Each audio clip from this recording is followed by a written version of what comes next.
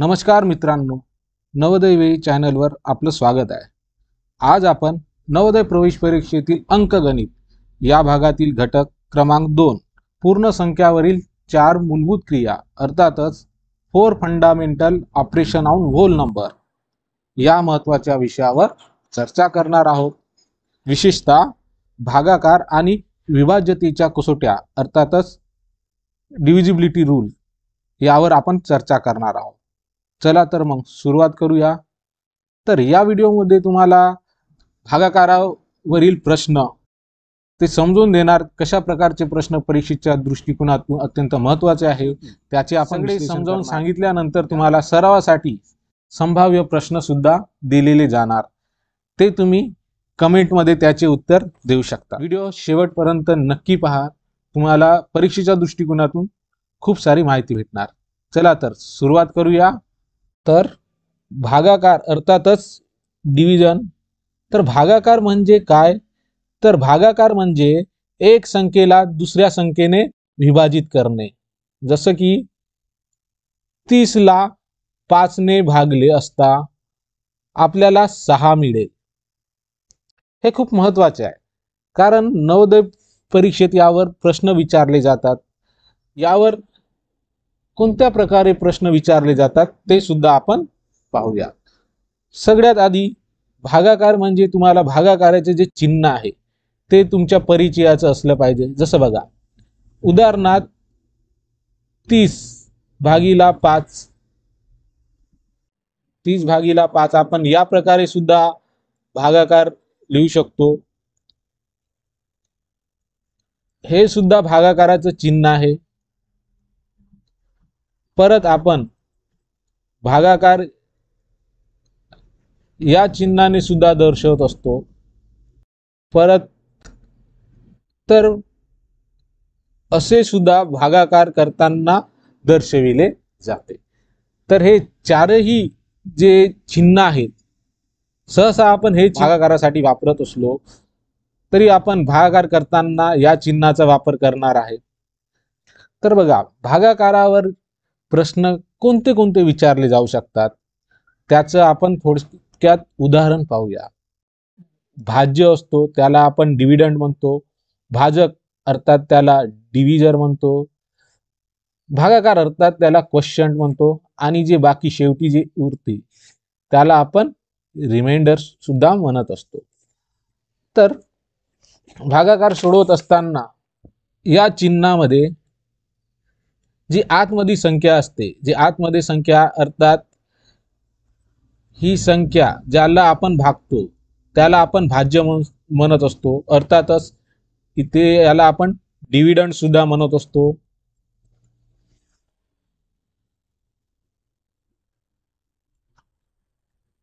ज्याचा आपण भाग देणार आहोत त्याला आपण भाजक अर्थात डिव्हिजर म्हणत असतो। आणि आपण भाग देण्यासाठी जेवढ्या वेळा आपण तो टेबल फाळा म्हणणार आहे, अर्थातच जे उत्तर येत असते आपलं, तो असतो भागाकार।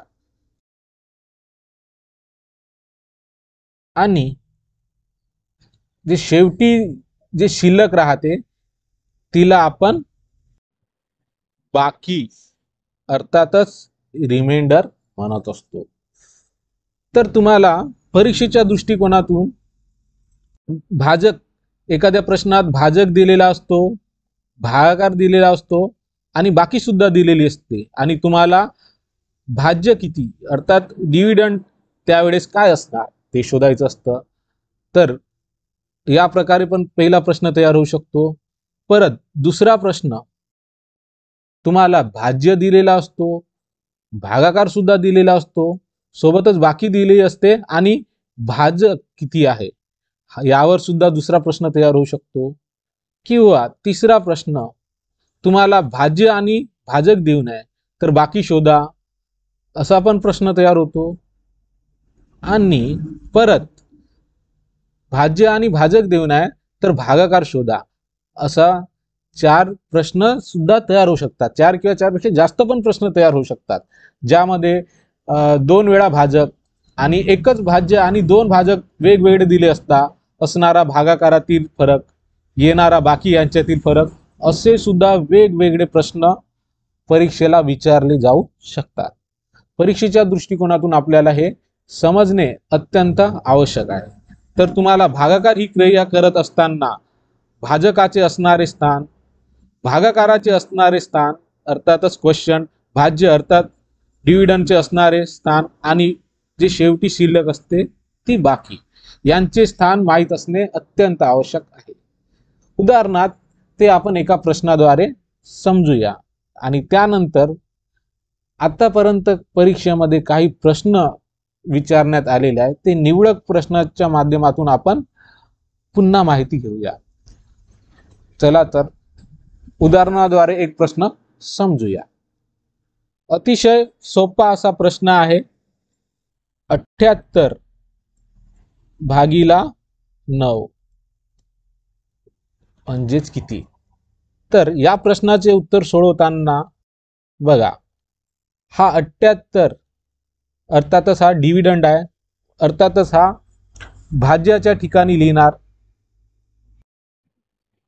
आणि या भागाकाराच्या उदाहरणात हा 9 हा भाजक आहे, अर्थातच डिवायझर आहे. तर बघा 9 ही एक अंकी संख्या आहे, तर सुरुवात आपण एक अंकी संख्येलाच भाग देणार. तर 9 पेक्षा 7 ही संख्या लहान आहे म्हणून प्रथमतः शून्याचा भाग देऊ. 9 0 0,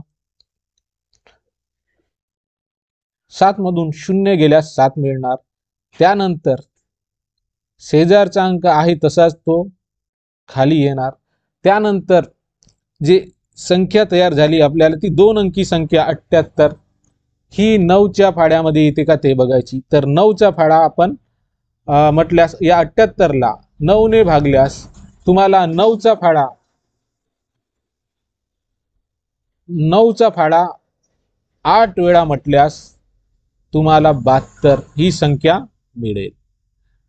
कारण की 9 9 81 हे मोठे होतात आणि या 78च्या जवळची संख्या ही 72 आहे. तुम्ही टेबलमध्ये सुद्धा पाहू शकता 78च्या एकदम नजीक असणारी जवळ असणारी संख्या ही होणार, अर्थातच 9चा टेबल आपल्याला 8 वेळा म्हणावे लागणार. ही संख्या घेऊ शकणार नाही कारण मोठी होणार. तर 9चा फाडा 8 वेळा म्हटल्यास 72 उत्तर येणार आणि नंतर बाकी आपल्याला 8 मधून 2 गेल्यास 6 उरणार आणि 7 मधून 7 गेल्यास 0. अर्थातच या उदाहरणात 78 भागीला 9 केले असता आपल्याला मिळणारे जे उत्तर आहे, अर्थातच जो भागाकार आहे तो भागाकार आहे या उदाहरणात 8 आहे. अर्थातच क्वोशियंट आपला या उदाहरणात आहे 8. जो रिमाइंडर आहे अर्थातच जी बाकी आपली आलेली आहे, जे शिल्लक आहे ती आहे 6. तर बघा हाच प्रश्न जर भाज्य ही संख्या 78 ही संख्या न दिली असल्यास आपण याला कशा प्रकारे सोडवू शकलो असतो. तर बघा इथे आपल्याला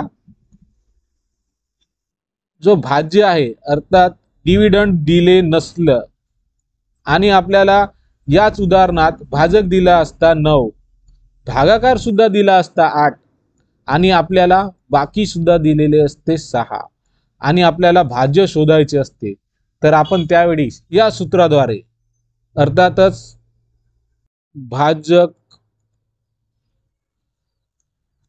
गुणिला भागाकार यांचं जे उत्तर येईल त्यामध्ये बाकी जी आहे ती मिळवल्यास आपल्याला भाज्य मिळणार. बघा हे आधीचं जे प्रश्न आहे त्यामध्ये सगळंच तुम्हाला दिलेलं होतं, भाज्य आणि भाजक दिलेला होता, त्यावरून भागाकारांनी आपण बाकी काढलाय. परंतु जर अशा प्रकारे प्रश्न विचारला गेल्यास अर्थातच भाज्य दिलेला नसल्यास आणि त्या उदाहरणात भाजक हा 9 दिलेला आहे आणि भागाकार हा 8 दिलेला आहे आणि बाकी सुद्धा दिलेले आहे आणि आपल्याला भाज्य अर्थात डिव्हिडंड काढायचं असल्यास आपण या सूत्राचा वापर करणार.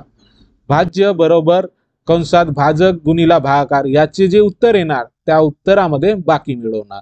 तर बघा याच उदाहरणात आपल्याला भाजक दिलेला आहे, अर्थातच डिव्हिजर दिलेला आहे 9 दिलेला आहे गुणिला भागाकार आपल्याला 8 दिलेला आहे आणि बाकी हे 6 दिलेला आहे. तर सर्वप्रथम भाजकाला भागाकाराने गुणल्यास येणारे उत्तर 72 आणि त्या 72 मध्ये 6 मिळवल्यास आपल्याला 78 मिळणार. बघा आधीच्या प्रश्नात आहे आपलं उत्तर अचूक आलेलं आहे.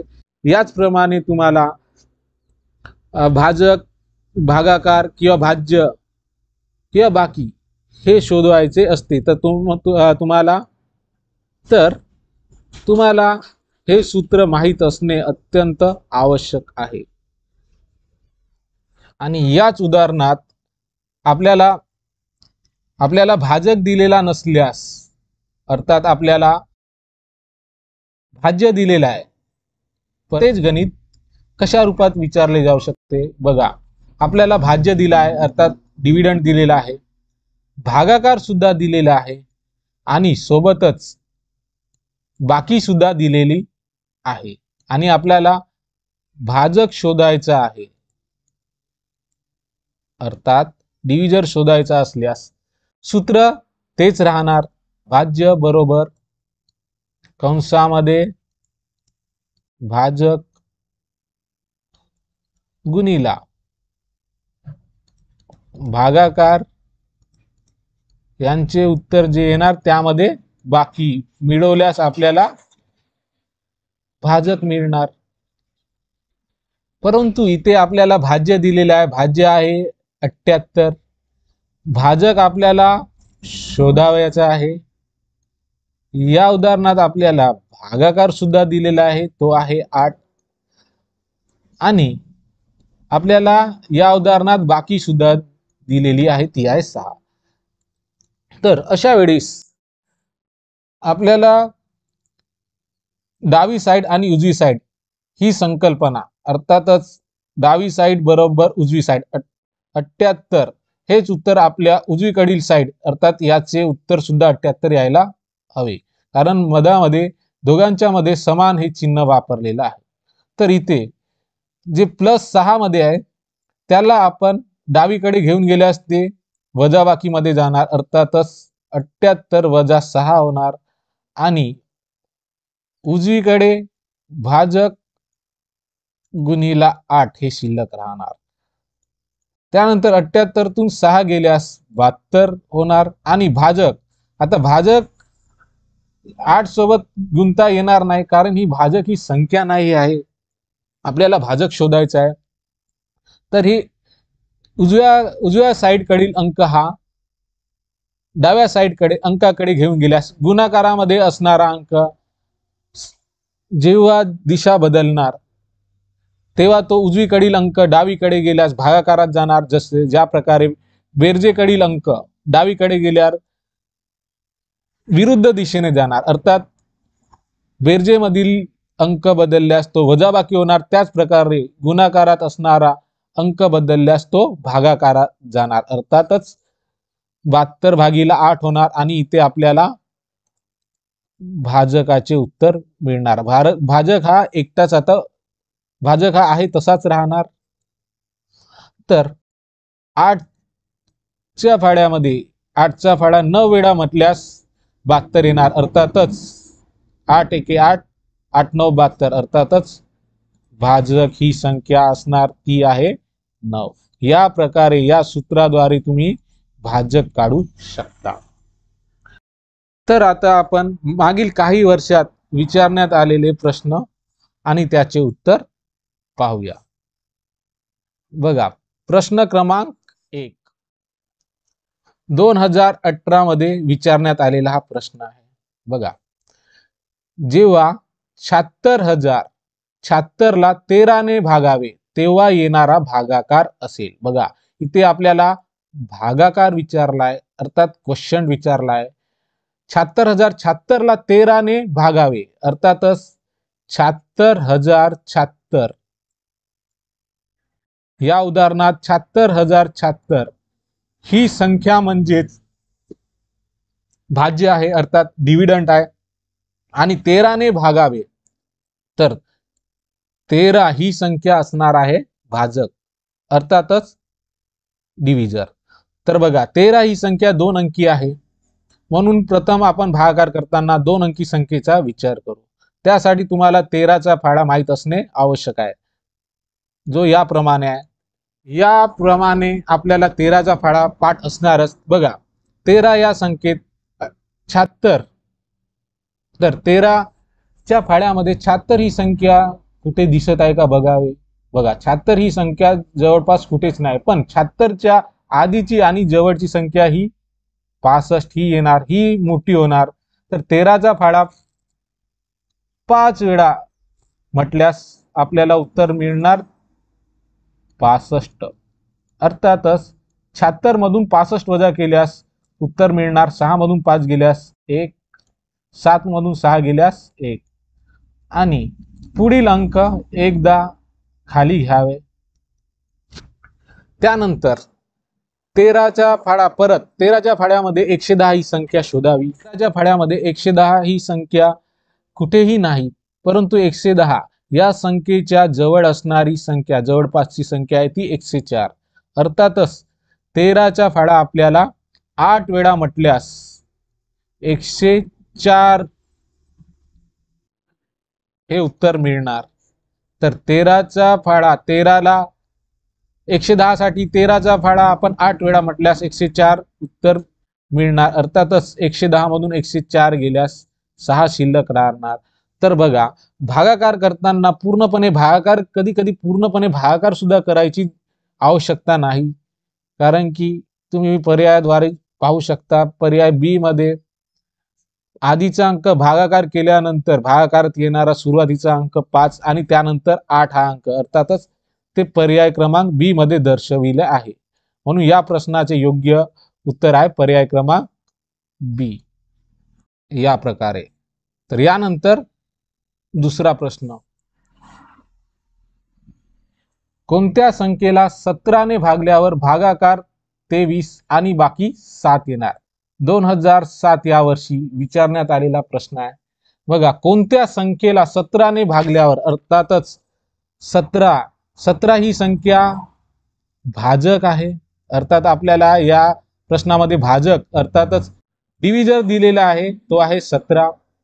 भागाकार सुद्धा दिलेला आहे, तर भागाकार या प्रश्नामध्ये भागाकार हा 23 आहे, अर्थात क्वेश्चन हा 23 आहे। आणि बाकी सुद्धा दिलेली आहे, बाकी अर्थात रिमाइंडर असणार आहे 7। तर आपल्याला कोणत्या संख्येला 13 ने भागल्यावर, अर्थातच ते या प्रकारे होणार, इथे असणार संख्या, अर्थातच आपल्याला भाज्य शोधायचा आहे। कारण कोणती संख्या तिला 17 ने भागल्यास भागाकार 23 येणार आणि बाकी 7 येणार असं विचारलं आहे। तर आपल्याला माहिती असलेल्या सूत्रानुसार बघा, भाज्य बरोबर कंसात भाजक गुणिला भागाकार यांचे येणारे उत्तर आणि त्यांच्या बेरजेला बाकी मिळवले असता आपल्याला भाज्य ही संख्या मिळणार। बघा या उदाहरणात भाजक आपल्याला 17 दिलेला आहे, भागाकार हा 23 आहे, यांचे जे उत्तर येणार त्यास बाकी अर्थात 7 मिळवल्यास आपल्याला उत्तर मिळणार। तर बघा 17 गुणिला 23 केल्यास तुम्हाला 391 मिळणार, याचे उत्तर 391, आणि त्यामध्ये 7 मिळवल्यास तुम्हाला 398 हे उत्तर मिळणार। अर्थातच पर्याय क्रमांक डी हे या प्रश्नाचे योग्य उत्तर राहील। त्यानंतर प्रश्न क्रमांक 3, भागाकाराच्या एका उदाहरणात बघा, भागाकाराचे उदाहरण आहे, जर भाजक 51 असेल, अर्थात आपल्याला डिव्हिजर दिलेला आहे 51, भागाकार 16 असेल, अर्थात क्वेश्चन दिलेला आहे, आणि बाकी 27 असेल, अर्थात रिमाइंडर दिला आहे 27, तर भाज्य असणार। हा सुद्धा प्रश्न 2 वेळा मागील काही वर्षात 2 वेळा विचारला आहे, 1995 आणि 2004 मध्ये। तर या प्रश्नाला सुद्धा आपण भाज्य या सूत्राचे वापर करणार. आपल्याला भाज्य काढायचे आहे. अर्थात या भागाकाराच्या उदाहरणामध्ये आपल्याला भाजक दिलेला आहे, भागाकार सुद्धा दिलेला आहे आणि बाकी सुद्धा दिलेली आहे आणि आपल्याला भाज्य काढा म्हटलाय. अर्थातच आपल्याला डिव्हिडंड काढायचा आहे, अर्थात भाज्य काढायचं आहे. तर भाज्य या सूत्राचा वापर करून यांचा आणि यांचा गुणाकार, भाजक आणि भागाकार याचा गुणाकार आणि जे उत्तर येणार त्यामध्ये ही बाकी मिळवल्यास आपल्याला उत्तर येणार. बघा, भाजक आणि भागाकार यांचा गुणाकार जे उत्तर येणार त्यास 27 मिळावे. अर्थात 16 गुणिला 51 गुणिला 16 केल्यास उत्तर येणार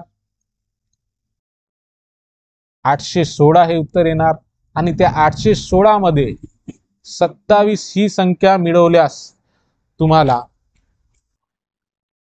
843 ही संख्या मिळणार. म्हणून या प्रश्नाचे योग्य उत्तर आहे पर्याय क्रमांक ए.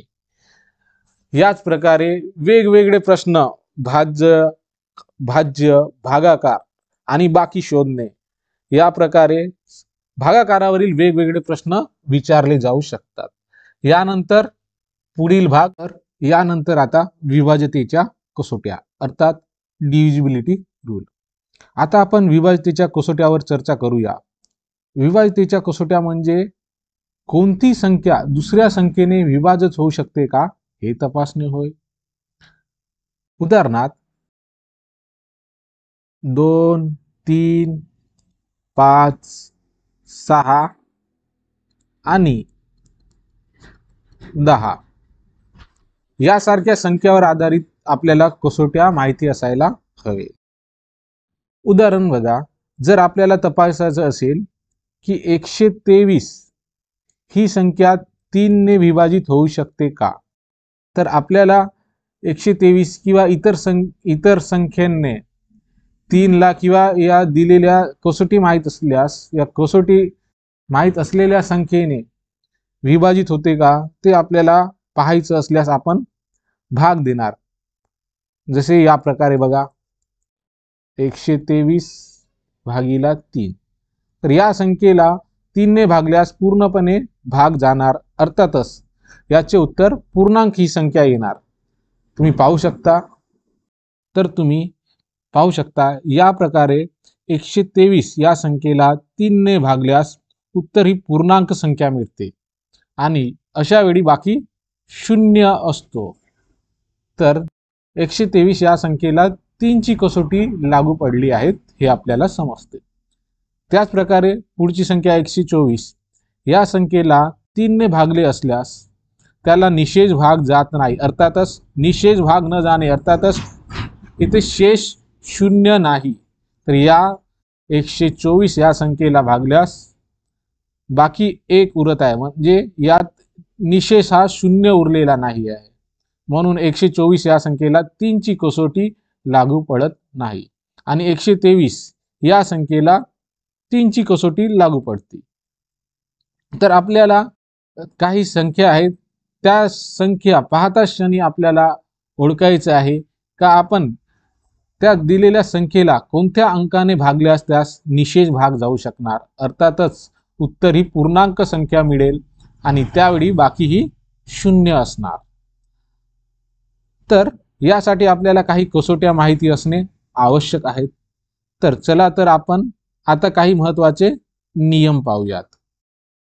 2 ची कसोटी, ज्या संख्येच्या एकक स्थानी 0, 2, 4, 6 किंवा 8 यापैकी एखादा अंक असतो तेव्हा त्या संख्येला निषेध भाग जातो. अर्थातच काय, आपल्याला 2 ची कसोटी एखाद्या संख्येला लागू कधी पडणार हे कसं समजणार, तर कोणतीही संख्या असू द्या, ती कितीही अंकी संख्या असू द्या. उदाहरणार्थ 10 यामध्ये एकक स्थानी असणारा अंक हा 0 आहे, तर दशक स्थानी असणारा अंक 1. तर 10 या 2 अंकी संख्येमध्ये एकक स्थानाकडे बघा, एकक स्थानी 0 हा अंक आहे, तर ह्या 10 ला 2 ने पूर्ण भाग जाणार. त्याचप्रमाणे बघा एखादी 3 अंकी संख्या सुद्धा बघा 108. तर 108 ही 3 अंकी संख्या आहे, परंतु आपल्याला एकक स्थानावरील अंक पाहिले असल्यास एकक स्थानावर 0, 2, 4, 6 किंवा 8 यापैकी एखादा असणारा अंक 8 हा आहे. म्हणून 108 या संख्येला सुद्धा 2 ची कसोटी लागू पडते. याचप्रमाणे 32, 54, 76 यासारख्या इतर संख्या या प्रकारे बघा एकक स्थानी 0, 2, 4, 6 किंवा 8 हे अंक आल्यास त्या संपूर्ण संख्येला 2 ने निशेष भाग जातो, अर्थात त्यावेळी बाकी ही शून्यच असणार. त्यानंतर 3 ची कसोटी, ज्या संख्येतील सर्व अंकांच्या बेरजेला 3 ने निशेष भाग जातो तेव्हा त्या संख्येला 3 ने निशेष भाग जातो. बघा तर 3 ची कसोटी काय म्हटलं आहे का ज्या संख्येतील संख्या कोणतीही असू द्या, कितीही अंकी असू द्या, त्या संख्येतील सर्व अंकांच्या बेरजेला अर्थात त्या संख्येतील सर्व अंकांची बेरीज केल्यास जे उत्तर येते त्या उत्तरास 3 ने निशेष भाग गेल्यास त्या संपूर्ण संख्येला सुद्धा 3 ने निशेष भाग जातो. उदाहरणार्थ बघा 123. तर 123 ही 3 अंकी संख्या आहे. या प्रकारे तुम्ही 4 अंकी, 5 अंकी, कितीही अंकी संख्या पाहू शकता. तर 123 या संख्येतील सर्व अंकांची बेरीज करून पाहिल्यास बघा 1 + 2 + 3. तर 123 मध्ये हे 3 अंक आहेत. या 3 अंकांची बेरीज केल्यास आपल्याला उत्तर 6 मिळणार आणि 6 ला 3 ने भाग जातो, अर्थात 6 हा 3 च्या फाळ्यात येत असतो, म्हणून हा 6 ला 3 ने भाग जातो. म्हणूनच हा 123 या संख्येला सुद्धा 3 ची कसोटी लागू पडते.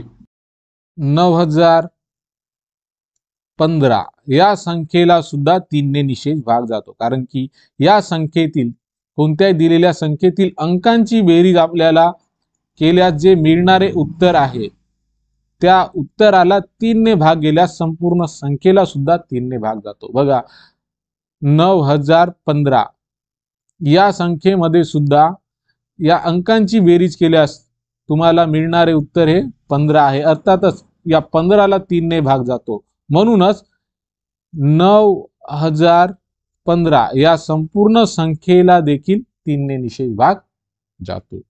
यानंतर 4 ची कसोटी बघा 4 ची कसोटी एखाद्या संख्येला केव्हा लागू पडणार तर ज्या संख्येतील दशक व एकक स्थान मिळून तयार होणाऱ्या संख्येला 4 ने निशेष भाग जातो.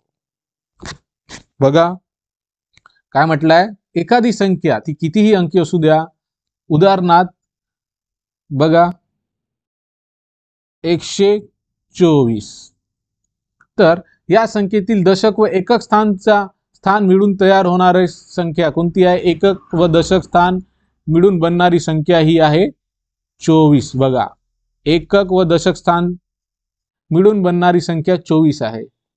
तर दशक व एकक स्थान मिळून बनणारी जी संख्या 24 आहे, 24 ला 4 ने निशेष भाग जातो, म्हणून 124 या संख्येला 4 ने निशेष भाग जातो. परत 4 ची कसोटी पुन्हा एक बघा ज्या संख्येच्या एकक व दशक स्थानी बघा संख्येच्या दशक व एकक स्थानी 0 तर दशक व एकक स्थानी 0 हा अंक अर्थात 2 शून्य असल्यास त्या संख्येला सुद्धा 4 ने निशेष भाग जातो. उदाहरण बघा 100 या संख्येत एकक व दशक स्थानावर 0 आहे, अर्थात 2 शून्य आहेत. त्याचप्रमाणे 500 या संख्येत सुद्धा एकक आणि दशक स्थान यावर 2 शून्य आहेत, म्हणून 100 500 या संख्येला सुद्धा 4 ने निशेष भाग जातो. त्यानंतर 5 ची कसोटी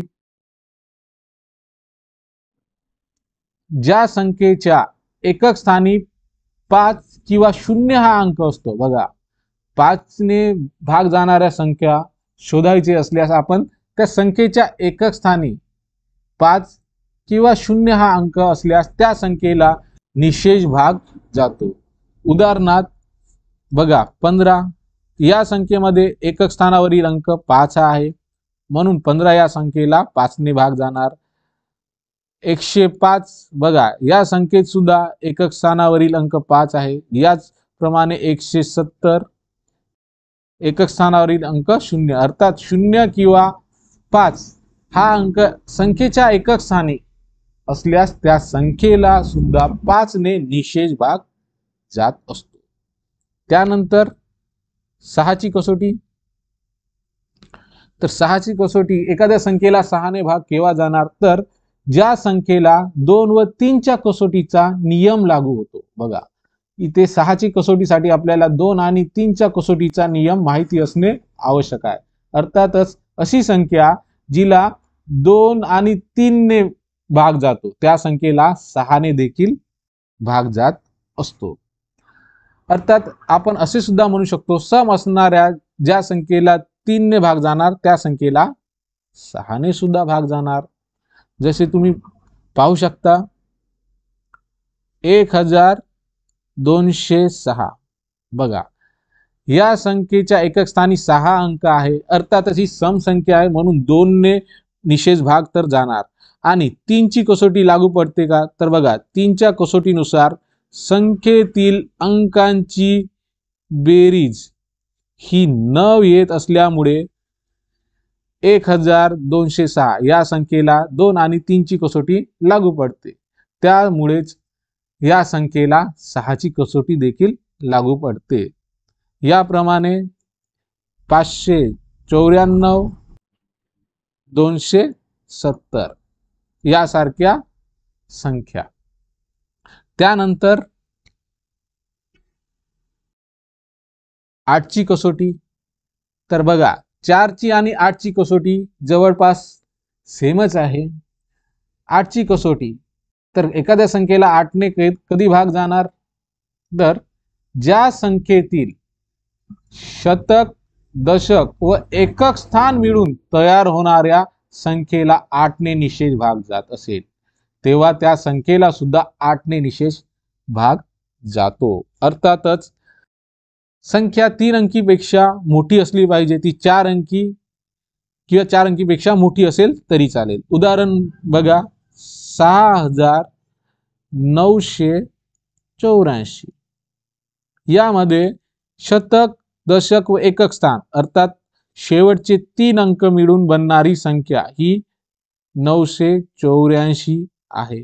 आणि या संख्येला 8 ने निशेष 8 ने भाग दिले असल्यास जर या संख्येला 8 ने भाग जात असेल तर या संपूर्ण संख्येला अर्थात 6984 या संख्येला देखील 8 ची कसोटी लागू पडते. अर्थात 8 ने निशेष भाग जातो, यावेळी बाकी 0 असणार.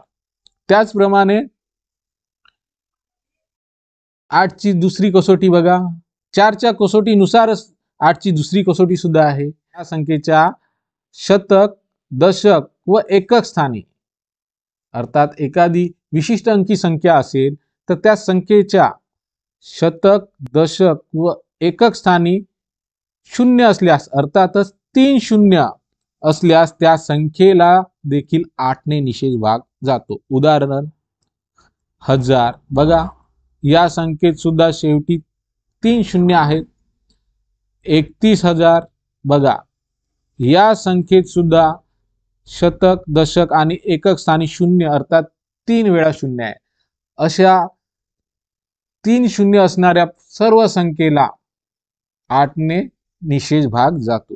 9 ची कसोटी. बघा 9 ची कसोटी सुद्धा 3 च्या कसोटी समानच आहे.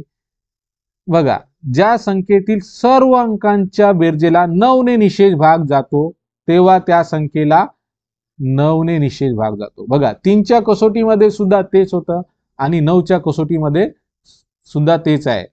तर विशिष्ट अंकी संख्येच्या अंकांची बेरीज केल्यास जे उत्तर येते त्या उत्तरास 9 ने भाग गेल्यास त्या संपूर्ण संख्येला देखील 9 ची कसोटी लागू पडते. उदाहरण 972. या 3 अंकी संख्येतील अंकांची बेरीज अर्थात 9 मध्ये 7 आणि 2, 9, 7, 2 या अंकांची बेरीज केल्यास उत्तर हे 18 येणार आणि 18ला 9 ची कसोटी लागू पडते. 18 हा 9च्या फाड्यामध्ये येत असतो, म्हणूनच 972 या संख्येला सुद्धा 9 ने निषेध भाग जातो. यानंतर 10 ची कसोटी. तर 10च्या कसोटीनुसार एखाद्या संख्येला 10 ने निषेध भाग तेव्हाच जाणार जेव्हा ज्या संख्येच्या एकच स्थानी 0 हा अंक असतो, तेव्हा त्या संख्येला सुद्धा 10 ने निषेध भाग. बघा 5 आणि 10 ची कसोटी ही जवळपास सेम आहे, परंतु 5च्या कसोटीसाठी एकक स्थानी 0 आणि 5 अंक असायला हवे, परंतु 10च्या कसोटीमध्ये फक्त एकक स्थानी 0 हा अंक असायला हवा. अर्थात 10चा फाडा म्हणताना येणारे अंक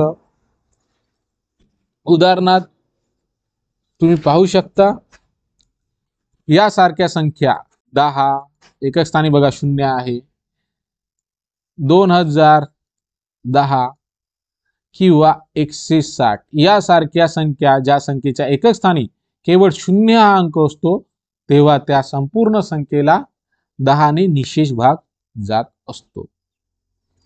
यानंतर 11ची कसोटी.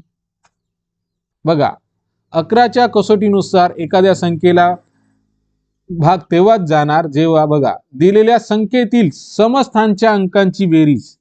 बघा दिलेल्या संख्येतील समस्थानच्या अंकांची बेरीज व विषमस्थानच्या अंकांची बेरीज करून त्यातील फरक काढला असता तो 0 किंवा 11च्या पटीत येत असेल तर त्या संख्येला 11 ने निषेध भाग जातो किंवा ती संख्या 11 ने विभाज्य असते. अर्थातच एक विशिष्ट अंकी कोणतीही संख्या असू द्या, त्या संख्येतील समस्थानच्या अंकाची बेरीज म्हटलाय. समस्थान अर्थात दुसरे स्थान, संख्येमधील अंकाचे चौथे स्थान, 6वे स्थान या प्रकारे असणारे स्थान ते समस्थान असते. आणि विषम स्थान अर्थात एखाद्या संख्येचे विषम स्थान म्हणजे त्या संख्येत दिलेला अंक पहिल्या क्रमांकावर, 3ऱ्या, 5व्या, 7व्या किंवा 9व्या या क्रमांकावर असल्यास त्या स्थानावरील अंकांचे स्थान हे विषम स्थान आहे. उदाहरणार्थ बघा 3 अंकी संख्या 132 ही आहे. यामध्ये समस्थानावरील अंक, समस्थान अर्थात दुसरे स्थान, तर पहिला स्थान हा विषम स्थान आहे, अर्थात 2 हा अंक विषम स्थानावर आहे.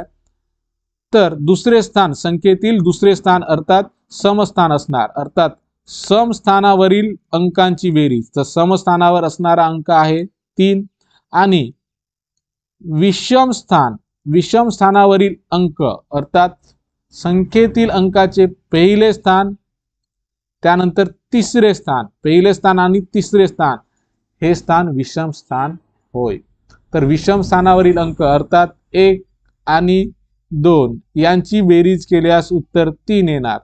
तर समस्थानच्या अंकांची आणि विषम स्थानच्या अंकांच्या बेरजेतील फरक म्हटला आहे. तर बघा यातील फरक केल्यास 0 किंवा 11च्या पटीत. बघा फरक 0 आलाय, अर्थात 132 या संपूर्ण संख्येला 11ची कसोटी लागू पडते. त्याचप्रमाणे पुन्हा आणखी एक उदाहरण बघा 5027. यामध्ये सुद्धा बघा 4 अंकी संख्या आहे, अर्थात पहिले स्थान तिसरे स्थान हे विषम स्थान आहे. यांची बेरीज 7 मध्ये 0 मिळवल्यास 7 होणार, अर्थात विषम स्थानच्या अंकांची बेरीज 7 आहे. आणि समस्थान अर्थात संख्येचे दुसरे स्थान आणि चौथे स्थान हे मिळून जे अंक आहेत त्यांची बेरीज अर्थात 2 आणि 5 यांची बेरीज सुद्धा 7 होते. तर यातील फरक काढला असल्यास तो 0 हा येतो, म्हणून 5027 या संख्येला देखील 11ची कसोटी लागू पडते. तर या कसोट्यावर कशा प्रकारचे प्रश्न विचारले जातात ते आता आपण पाहूया. दोनच्या कसोटीवरील प्रश्न या प्रकारे विचारला जाऊ शकतो. काही संख्या दिलेल्या असतात, जसे की पर्यायात किंवा आपल्याला प्रश्नात काही संख्या दिलेल्या असतात, जशा या प्रकारे काही संख्या दिलेल्या आहेत. अशा काही संख्या दिलेल्या असतात आणि आपल्याला विचारले जाते की पुढीलपैकी किती संख्येला 2ची कसोटी लागू पडते, अर्थात 2ने निषेध भाग जाणार. तर 2च्या कसोटीनुसार आपल्याला शोधायचे असते. एकक स्थानी दिलेले अंक असल्यास ती 2ची कसोटी लागू पडते, अर्थात या संख्येला 2ने भाग जाणार, या संख्येला सुद्धा आणि या संख्येला सुद्धा जाणार. तर दिलेल्या संख्येत 2ने भाग जाणाऱ्या एकूण संख्या किती, असा प्रश्न विचारल्यास आपल्याला त्या प्रश्नाचे योग्य उत्तर आहे 2ने निषेध भाग जाणाऱ्या संख्या आहेत एकूण 3.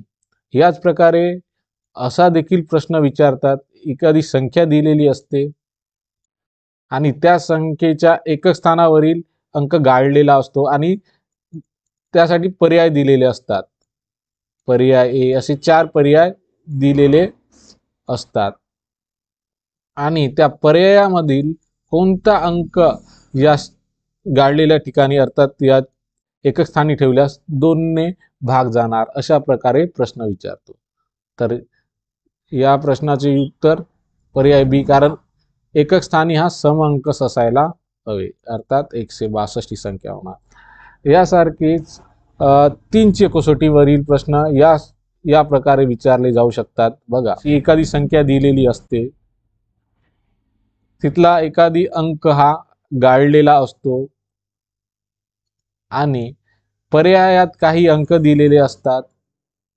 त्या अंकांचा वापर करून कोणता अंक पर्यायात टाकले असता त्या पर्यायाला, त्या बनणाऱ्या संख्येला निषेध भाग जातो, असं आपल्याला विचारलं असते. बघा, 3च्या कसोटीसाठी असे काही प्रश्न दिलेले असतात.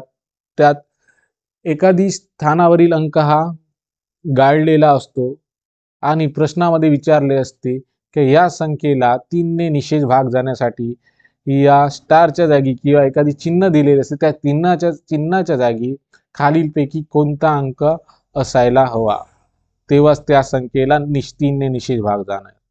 तर बघा, यांची बेरीज 3च्या कसोटीनुसार आपल्याला माहीत असायला पाहिजे. संख्येतील अंकांची बेरीज केल्यास जे उत्तर येते त्यास 3ने भाग जायला पाहिजे.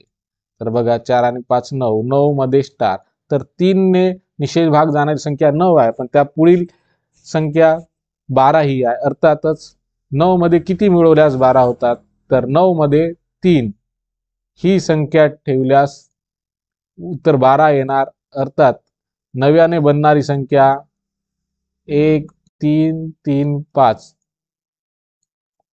अर्थातच 1335. तर या स्थानावर 3 हा अंक असल्यास त्या संख्येला 3ची कसोटी लागू पडते.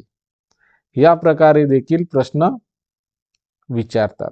त्याचप्रमाणे 4ची कसोटी सुद्धा विचारली जाते आणि 9ची कसोटी, यावरील 9ची आणि 3ची कसोटी ही सारखीच आहे, परंतु एक गोष्ट इथे लक्षात ठेवा का 3ने भाग जाणाऱ्या सर्व संख्येला 9ने भाग जात नाही, परंतु 9ने भाग जाणाऱ्या सर्व संख्येला 3ने भाग जातो. हे माहिती असणे आवश्यक आहे. तुम्हाला काही अंक दिलेले असतात आणि त्यात वेगवेगळ्या अंकाच्या, ज्या आपल्याला वेगवेगळ्या संख्येच्या कसोट्या आहेत, त्या आपल्याला वापरायच्या असतात. या प्रकारे प्रश्न दिलेला असतो. 11ची कसोटी, यावरील प्रश्न देखील सुद्धा पेपरमध्ये विचारले जातात. बघा, यानंतर प्रश्न क्रमांक 1, पुढीलपैकी कोणत्या संख्येला 3 4 5 आणि 6ने निषेध भाग जातो? हा प्रश्न 2019 मध्ये विचारण्यात आला. बघा, आपल्याला 4 पर्याय दिला, या 4 पर्यायामधील अशी संख्या शोधा जिला 3ने 4ने 5ने आणि 6ने निषेध भाग जाणार, अर्थात 3 4 5 व 6 ची कसोटी, अर्थात 4ही संख्येने भाग जाणारी संख्या शोधायची आहे. तर बघा 3, 4, 5 आणि 6 या संख्येतून सगळ्यात सोपी वाटणारी कसोटी तुम्हाला 5ची असू शकते. 5च्या कसोटीनुसार संख्येच्या एकक स्थानी 0 किंवा 5 असायला हवे. तर बघा दिलेल्या पर्यायातील पर्याय क्रमांक 1 36 यामध्ये एकक स्थानावरील अंक 0 किंवा 5 नाही, अर्थात 36 ला 5 ने भाग जाणार नाही. म्हणून त्यानंतर 3च्या कसोटीनुसार पर्याय बी मध्ये बघा 3च्या कसोटीनुसार पर्याय बी 60 मध्ये अंकांची बेरीज 6 आणि 0 यांची बेरीज केल्यास उत्तर 6 येणार, अर्थात 60 या संख्येला 3ची कसोटी लागू पडणार. त्यानंतर पर्याय सी मध्ये 80 तर 3च्या कसोटीनुसार 8 आणि 0 अर्थात संख्येतील अंकांची बेरीज केल्यास 8 हे उत्तर येणार आणि 8 ला 3 ने भाग जाणार नाही, अर्थातच 80 या संख्येला सुद्धा 3 ने निषेध भाग जाणार नाही, अर्थात पर्याय सी सुद्धा येणार नाही. त्यानंतर पर्याय क्रमांक डी बघा 90 तर संख्येतील अंकांची बेरीज केल्यास 9 मध्ये 0 मिळवल्यास उत्तर 9 ही संख्या येते आणि 9 या संख्येला 3 ने निषेध भाग जातो, अर्थात 90 या संख्येला सुद्धा 3 ने निषेध भाग जातो. त्याचप्रमाणे आता आपल्याकडे पर्याय बी आणि डी या दोन उत्तरापैकी एक उत्तर असणार. तर आपण पुढील कसोटी 4ची कसोटी या अंकावर वापरूया. तर 4च्या कसोटीनुसार संख्ये एकक व दशक स्थान मिळून बनणारी संख्या, अर्थात ही 2 अंकी संख्या दिलेली आहे, अर्थात 60 ला 4 ने भाग जाणार. 15च्या फाळ्या 4 वेळा म्हटल्यास 60 होणार, अर्थात 60 ला 4 ने भाग जाणार. परंतु 90 या संख्येला 4 ने निषेध भाग जात नाही आणि 6च्या फाळ्यात सुद्धा 6 ने सुद्धा 6च्या कसोटीनुसार 60 ला 2ची कसोटी आणि 3ची कसोटी लागू पडते, अर्थातच 60 या संख्येला 6ची कसोटी लागू होते. म्हणून या प्रश्नाचे योग्य उत्तर आहे पर्याय क्रमांक बी. ही 60 ही एकमेव संख्या आहे जिला 3, 4, 5 आणि 6 या चारही संख्याने निशेष भाग जातो. म्हणून यानंतर प्रश्न क्रमांक 2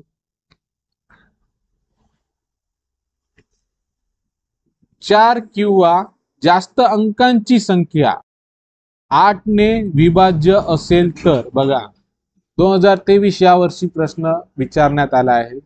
हा कसोटीच्या नियमावरच आधारित असलेला प्रश्न होता. बघा 4 किंवा जास्त अंकाची संख्या 8 ने विभाज्य असेल. बघा तुम्हाला सांगितल्यानुसार तर 8च्या कसोटीनुसार बघा पर्याय ए संख्या सम आहे. 4 किंवा जास्त अंकाची संख्या सम असेल तरच 8 ने विभाज्य होणार असे म्हणता येणार नाही. शेवटचा अंक 8 ने विभाज्य आहे. बघा शेवटचा अंक नाही, शेवटचा अंक ही कसोटी फक्त 10 आणि 5 आणि 2 या कसोटीसाठी शेवटचा अंक पाहिला जातो. म्हणून पर्याय बी सुद्धा येणार नाही. शेवटचे 2 अंक 8 ने विभाज्य आहे. बघा शेवटचे 2 अंक म्हटलंय तर 4च्या कसोटीनुसार शेवटचे 2 अंक 4 ने विभाज्य असेल तेव्हा 4 ने भाग जाते. पण 8च्या कसोटीनुसार शेवटचे 3 अंक 8 ने विभाज्य असेल तेव्हाच त्या संख्येला 8 ने निषेध भाग जातो. म्हणून या प्रश्नाचे योग्य उत्तर आहे पर्याय क्रमांक डी. त्यानंतर प्रश्न क्रमांक 3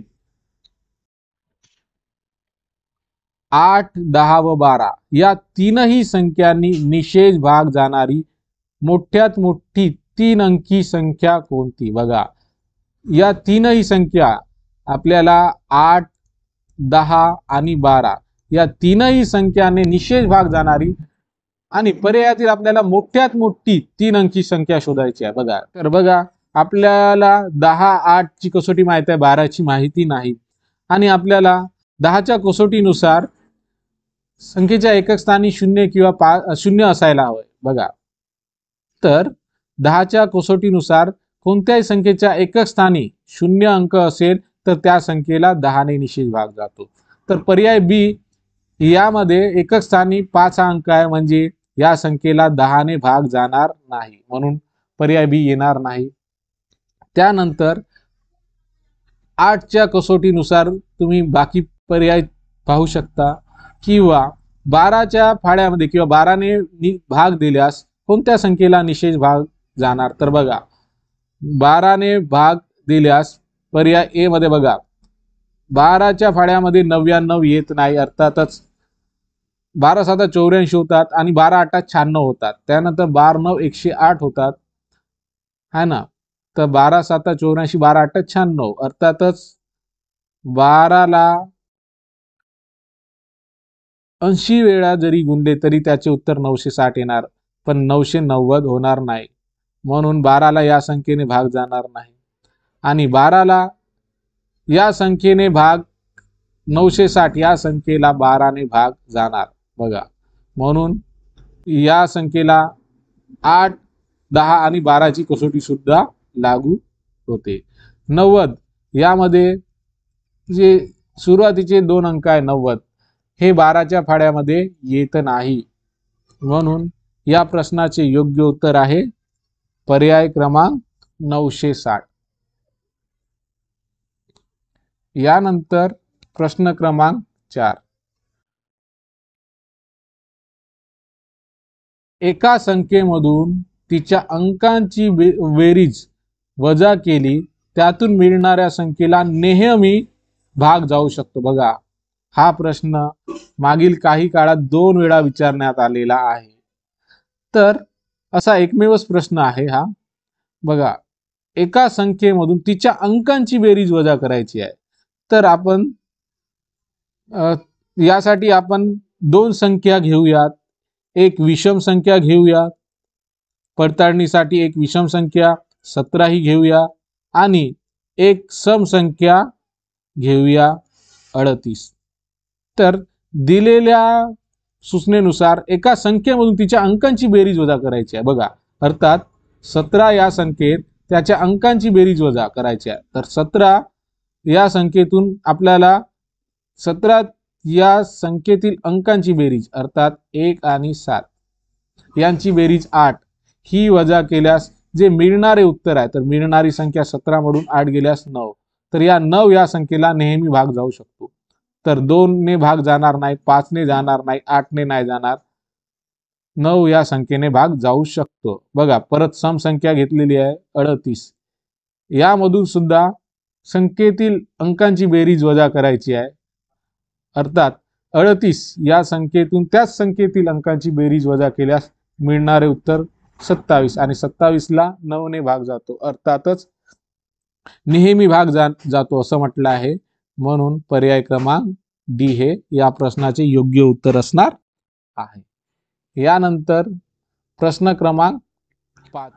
16 आणि 20 ने भाग जाणारी सर्वात मोठी संख्या कोणती. 2012 यावर्षी विचारण्यात आलेला प्रश्न. आपल्याला 16 आणि सोबतच 20 ने भाग जाणारी आणि मोठी संख्या शोधायची आहे. तर पर्यायातील मोठी संख्येपासून सुरुवात केली असता मोठी संख्या 80 आहे. तर 80 याला 16 ने देखील भाग जातो, आणि 80 याला 20 या संख्येने देखील भाग जातो. 16 पंची 80 होतात, म्हणजे निषेध भाग 16 ने जातो. त्याचप्रमाणे 20 ने देखील 20 चौक 80 होतात. यावेळी सुद्धा बाकी शून्यच राहते. तर भाग जाणारी मोठी संख्या ही पर्याय क्रमांक सी ही होय. यानंतर सरावासाठी तुम्हाला काही प्रश्न दिलेले आहेत, ते तुम्ही सोडवून घ्यावेत. त्या प्रश्नाचे उत्तर कमेंटमध्ये टाकू शकता. प्रश्न क्रमांक 1. एका संख्येला 25 ने भागले असता भागाकार 13 येतो व बाकी 22 येते, तर ती संख्या कोणती. अर्थातच इथे आपल्याला भाज्य विचारला आहे, तो शोधायचा आहे. या प्रश्नाचे उत्तर तुम्ही कमेंटमध्ये टाकावे. त्यानंतर प्रश्न क्रमांक 2. 6 स्टार 5 4 आणि स्टार ही 5 अंकी संख्या दिलेली आहे. या संख्येस 9 ने निषेध भाग जात असेल तर या स्टारच्या जागी कोणता अंक असेल असं विचारलं आहे. अर्थात हे गाळलेली जागा, यात अंक दिलेले नाही आहे. तर 9च्या कसोटीनुसार कोणती संख्या इथे कोणता अंक असायला हवे, या प्रश्नाचे उत्तर देखील तुम्ही कमेंट करावे। त्यानंतर प्रश्न क्रमांक 3, 5, 6, 7, 8, 9 हे अंक एकदाच वापरून बघा, एकदाच वापरून अशी मोठ्यात मोठी संख्या तयार करा की जिला 8 ने निशेष भाग जाईल। बघा, तर आपल्याला अशी संख्या तयार करायची आहे जिला 8 ने निशेष भाग जाईल। तर ते संख्या तयार करत बसू नका, पर्यायातून बघा आणि 8च्या कसोटीनुसार शेवटचे 3 अंक बघून घ्यावे। या प्रश्नाचे उत्तर देखील तुम्ही कमेंट करावे। या प्रकारेच हा व्हिडिओ इथे समाप्त झालेला आहे। या व्हिडिओमध्ये आपण भागाकारावरील परीक्षेच्या दृष्टिकोनात विचारले जाणारे प्रश्न तसेच विभाज्यतेच्या कसोट्या यावर आधारित प्रश्न कशा प्रकारे विचारतात ते आपण या व्हिडिओच्या माध्यमातून बघितलं आहे। व्हिडिओ आवडला असल्यास लाईक करा। धन्यवाद।